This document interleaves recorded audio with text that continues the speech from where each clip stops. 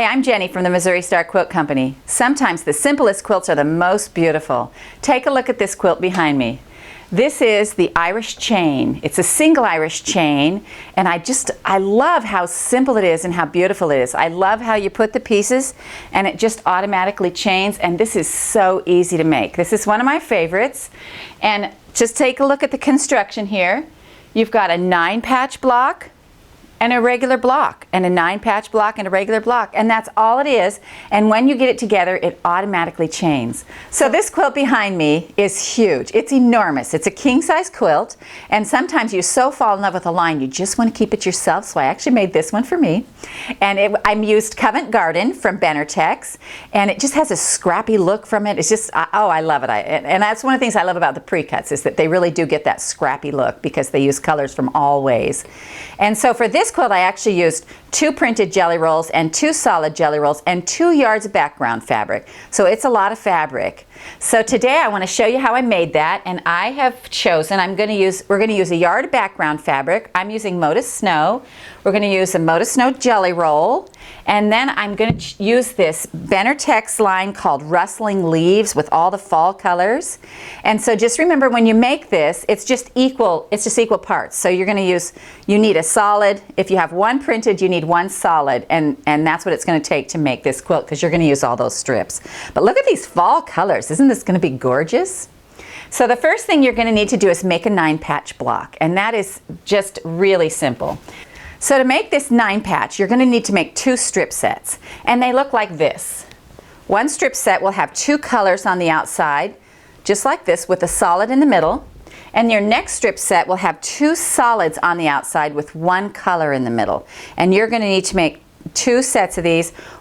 This one is going to have 13 strip sets, and this one will have 26 strip sets, because you're going to use twice as many of these.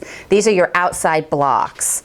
So to show you how I did that, I just grabbed my solid strips and I sewed it to a colored strip like this. And then for this first strip set, we're going to add another solid on the other side, just like that. Now the direction you're sewing doesn't matter on these small pieces. You can go, down both sides if you want, or down and up. Either way, it doesn't matter. But the pressing matters. So on this strip set right here, where you have the 1 color in the middle, you're going to press it toward the middle. Let me move this so we can get a good view of this. So see how these 2 seams right here, they just lay toward the middle. So when you have a middle strip, remember to press toward the middle.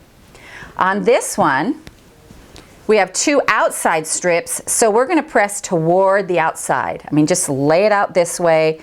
And the reason we're doing this is when we go to put this block together, these little pieces, they're just going to nest together so nice. So what we're going to do now is we're going to cut a couple of pieces off these strips so we can show you how to put this block together. And we're using 2.5-inch strips, so we're going to cut them in 2.5-inch segments. Now you can see I just kind of did a little tricky thing right here. You can cut them singly and long, but I just folded my own over. So I'm going to get 2 cuts out of, every time I make a cut, I'll get 2 pieces. And so that'll speed things up a little bit. And basically you want to do all your cutting first, and just go ahead and cut them and make a pile, because you want to mix up all these pieces. You want your pieces to be really scrappy looking. So, I'd go ahead and cut this whole line if I was doing it. And then I've got this middle piece here, and I'm going to do the same thing. Just going to lay it on here. Now remember, I am left-handed, so I'm cutting from the opposite direction that you right-handers will do. And you just want to make sure your lines are good and straight. Every once in a while you may need to straighten up your front edge. But what we're going to get now is we're going to get this block like this. And we don't want 2 outsides the same, so I'm going to rummage through. I have a little pile of ones I've already done here. Here we go. We'll put that, and then this will be our middle block. And that's how that block goes together. It's just so simple. So we can go ahead and sew this. I'm just going to show you right here how they nest together. See, when you've ironed your seams the right way, this just nests together, and you just want to make sure that those seams are are butted up really tight, and you can feel that with your finger. There shouldn't be any overlapping, but there shouldn't be any space in between either. So just go ahead and make sure those nest. Now if you have one side that seems to have a little more room on it than other, you want to put that side to the bottom because your feed dogs will take in more fabric and it'll just ease out that extra fabric. But they should be pretty close. As long as your 1/4 inch seams are pretty accurate, it should be pretty close. So let's head over to the sewing machine. Now if you're not comfortable just holding these together, you can always put a pin right there and it'll just snug it up and hold it. And I kind of go along and check as I'm sewing. I'll lift that up and make sure it's just nice and tight on there. You want your corners to be really accurate on this because that's what makes it chain. And so we're just making sure that those lay really nice. And then we're gonna come over here and press it open. We'll set that outer seam. Let me scoot this out of the way. There we go. And just roll this back. If I can get a hold of it there. All right, then we're just gonna roll that back. Now let's add the other side to this. And this is something I like to watch. This is just me personally. I don't want 2 yellows on the same side, so I'll flip this around, and do it that way. And then we'll just lay this down here. Again, feel for those seams. Put a pin if you'd like.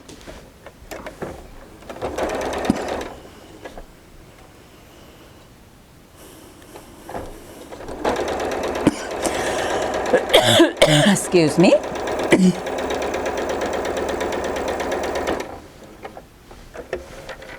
All right, now let's iron this open. So then we're going to set this seam and we're going to go ahead and press this block open. So then you get a block that looks like that. And that was just really simple, wasn't it? I love the 9 patch. It's so fun. So you should measure your block and it should come out almost perfectly to 6.5. And we're hoping that it does. Everybody's 1/4 inch is a little different, so just measure yours to be sure. But then what I did was I took my yardage and I cut 6.5 inch strips out of my yardage, and then I cut those into 6.5 inch blocks. And those are the blocks that go in between. So this is how you put this quilt together to get this to chain. It's just so easy. I have a bunch of blocks here sewn together. And what I'm going to do is I'm just going to lay them out. And I'm going to put one of these solid squares in between every one, just like this. And I'm not exactly sure how many blocks go across and down because I haven't got them all sewed from this line yet. But it's just going to be gorgeous. Look how this is starting to chain and go together. Gosh, I love this fall line. This Rustling Leaves line is beautiful.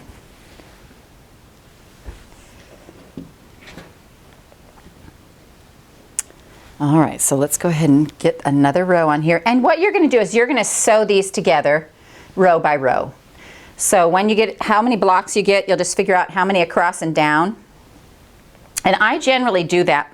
I decide, if I have so many blocks, I'm generally going to make it 1 row longer than it is wider, and that's just personal preference. Let me add one more row. I think I can almost add one more row on here. But you can see how they're already chaining.